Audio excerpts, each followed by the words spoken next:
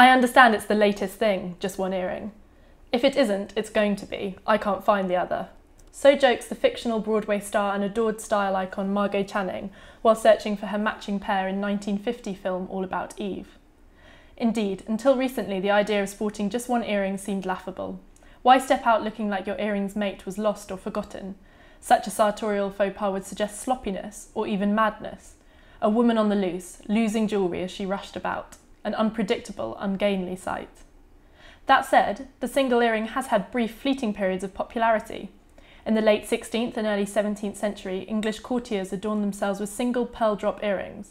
But just a century or so later, when similar ornaments were worn by French officers, the fashion aroused astonishment and mocking in England. That was then. Today the single earring, or indeed the eye-catching single ear cuff, is a raging trend, especially noticeable on the streets. Earlier this year, the Financial Times reported on the fashion, noting that Net-a-Porter had upped their buy of single fine jewellery ear cuffs to 23, from just 2 the season before. The single earring we see here, rendered in orange quartz, is from Delfina Delettrez's Never Too Light collection. A member of the Fendi family, Delettrez makes surrealist baubles, often furnished with spooky eyes or insects. They suggest a new trend for accessories, an embracing of items that are deliberately odd or ungainly. You could see this as a comment on luxury. Before, jewellery was all about showing wealth or social status. Diamonds are a girl's best friend, and all those clichés. Now we're more inclined towards gems that show personality. And what shouts of individuality and gumption more than the confidence to throw caution to the wind and wear one giant earring, regardless of the risk that co-workers or passers-by may think you've got dressed too quickly.